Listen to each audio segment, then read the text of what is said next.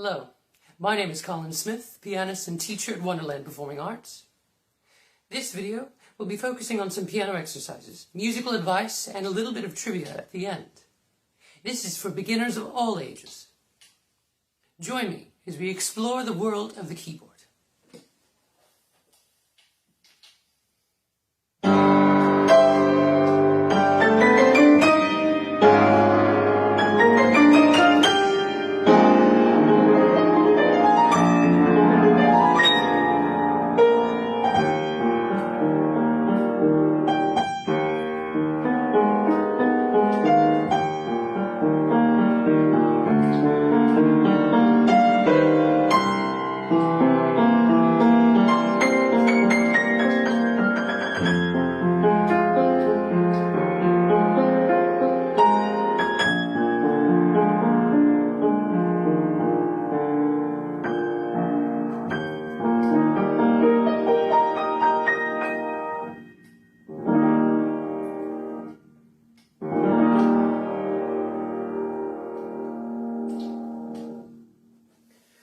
Welcome. If you're new to learning the piano, the best part to begin with is pattern recognition. Now, looking at the piano, we notice that there are black and white keys. And it's best to start on the black keys. Using our strongest fingers, fingers 2 and 3, we'll find the 2 black keys. Take a moment to find all of them across the piano. Now then, my favorite exercise, fun for if you're playing with a partner, is to play the catching game. Someone starts here on the 2 black keys, and someone starts down here. This person chases the other. The directions are as follows. To play, move to the next pattern, and don't play. Let's try that again, just so you understand the instructions. To play, move, and don't play. Those are the rules. If someone moves too fast and plays, you have to start again. It's fun because the person on the lower key is trying to catch the person at the top key. So, on your mark, get set, go. And so on and so forth. This is a lot of fun for my younger students. For my older students, I tailor the game towards better pattern recognition. Let's move on from the 2 black keys to the 3 black keys. Your strongest fingers, 2, 3, and 4, on the 3 black keys. As you move, a nice drop and roll motion with every time you play to find the patterns of the piano. This is much more difficult when you begin to count aloud. We play on beat 1 and move on beats 2 and 3. For example, 1, 2, 3, 1, ready, go. 1, 2, 3, 1, 2, 3, 1, 2, 3, 1, 2, 3. Now, sometimes we'll have some wrong notes, and they don't matter. This is the space to make mistakes. Have confidence. You'll get it in time. Now then, once you've conquered 3, let's count to 2. 1, 2, ready, go. 1, 2, 1, 2, 1, 2, 1, 2, 1, 2. Clearly, someone needs to practice. Now, as you move forward, remember to follow through with the drop and roll. Drop and prepare, drop and roll. Drop and roll. If you've ever seen a baseball player play, he wouldn't swing and stop to make sure he's hit the ball and continue. He would swing all the way through. Swoosh. Follow through. Clearly, I'm not one of those sporty ball game type of people, but you get the idea. Follow through with your motion. 1, 2, 1, 2, 1, 2, 1, 2, 1, 2. Once you've conquered that, only count to 1. 1.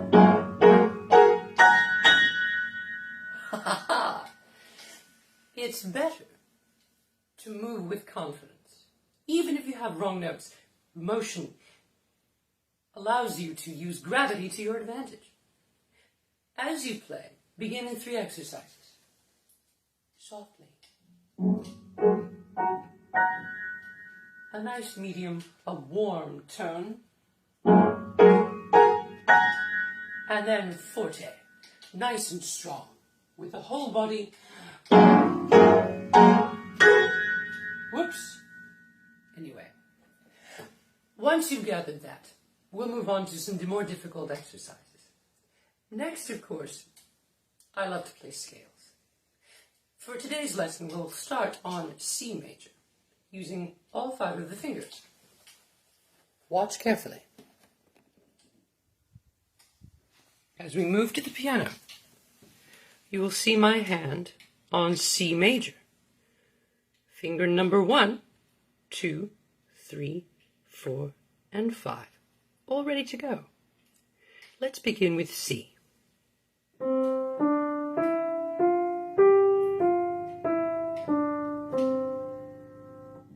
Up and down in one fluid motion, beginning with finger 1. Let's try again.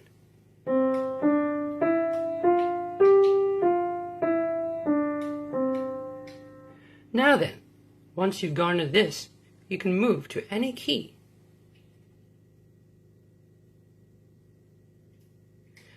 Almost any key. Now let's switch hands. Same position as last time. Finger 5 on C.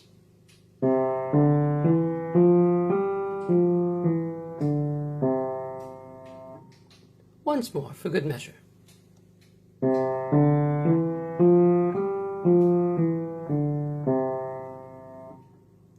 Now then, as you learn, the scales will become more difficult. Patterns at the piano begin with all of your fingers. 1, 2, 3, 4, and 5. The letters of the piano begin just as the alphabet does. A, B, C, D, E, F, G. Stop! And then start over. A, B, C, D, E, F, G. And the pattern continues.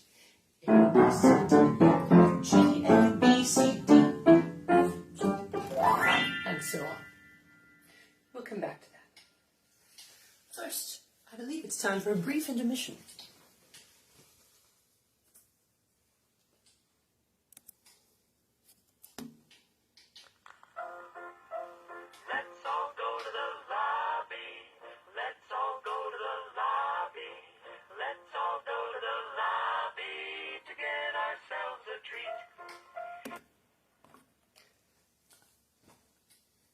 Now then, one of my favorite exercises is always ear training. Ear training is very important because we learn at the keyboard in a very similar manner to the way we learn the music. We have to note the differences between 2 or more different things. Let's try major. A nice, happy, bright sound. Major is happy. Minor is less so. Minor is rather dark, perhaps sad, or firm. Now then, if you can tell the difference, we'll move on. Major or minor? Major or minor? One more. Major or minor? Now then, next on the list is conversation and music. Many melodies are made up of similar rhythms, such as questions and answers. If you have a question, like, what is for dinner? It has a rhythm to it.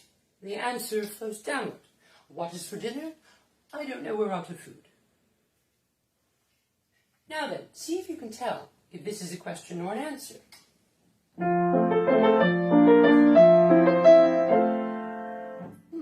That sounds like an answer. It finishes. It has a finished ending. This one, however, does not.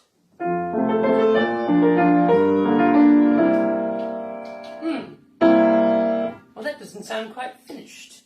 That must be a question. Here's another example you might recognize.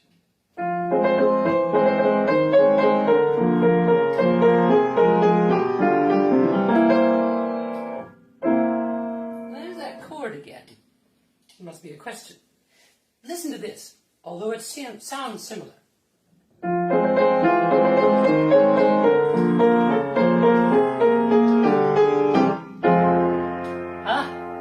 Now that's an answer. Let's move on just a little bit. Sometimes rhythms in music come in different shapes and sizes. For example, 3/4. 3/4 is very interesting. It means that there are 3 beats in a measure, and the quarter note gets that beat. Quarter note meaning 4 of them fit into a whole note. Quarters and dollars, etc. So if we count to 3, we have 3 beats in a measure. See if you can hear that in this piece.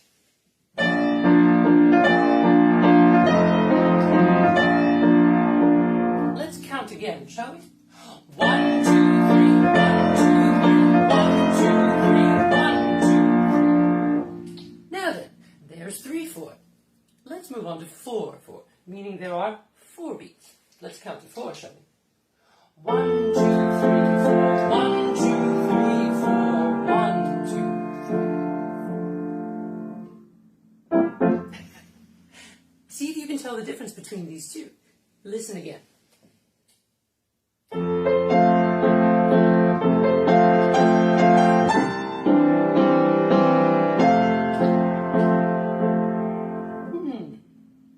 Now what about this one?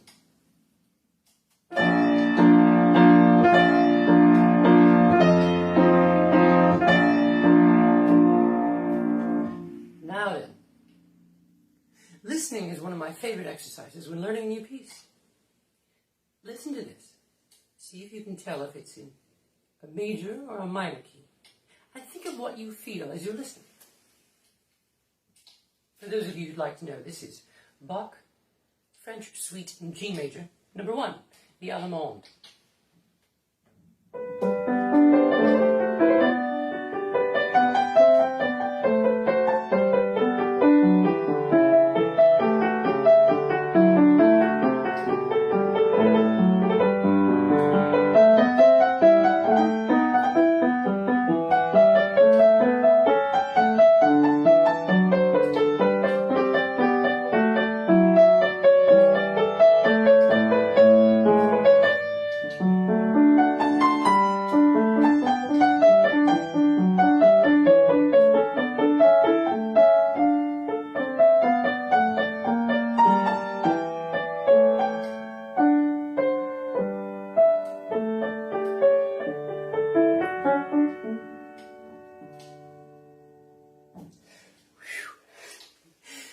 Most musicians traditionally memorize music. It allows for the performer to become connected to the music and the drama within. But we didn't always do that. Let's learn a little bit about memorization.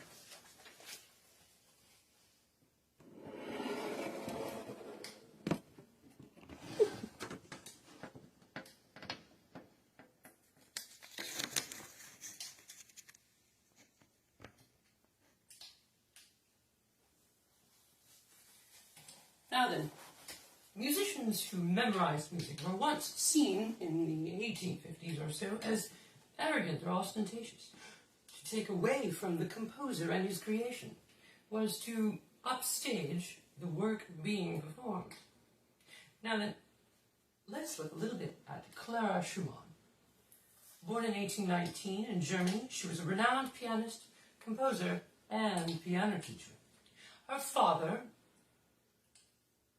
both a pianist and teacher, and her mother, a singer, encouraged her to learn and to memorize as she went. She is the most distinguished artist of her time, and even did such out-of-style things as playing music from before her time, such as Bach and Mozart. She transformed the piano world from an experience of showing off composers' works to a serious example of musical craftsmanship in concert.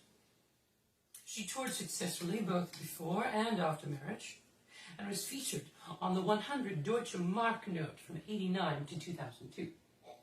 If you keep your practicing up, you might be able to be featured on the dollar bill. Who knows? She also knew musicians that are known to us now, such as Liszt. She encouraged Johannes Brahms to continue his work, and she was a friend of Schubert. She was one of the first performers to perform from memory, and did so at one of her first performances. Memorizing an entire work of music, let alone an entire concert, is a very large concept, so you can imagine how thrilling it was to see. It takes a lot of work, but it is worth it. Now, before we go, I would like to tell you today's episode is brought to you by the dynamic forte, meaning strong or loud. Forte. And I would like to regale you with a quote from Judy Garland. It is better to be a first-rate version of oneself than a second-rate version of someone else.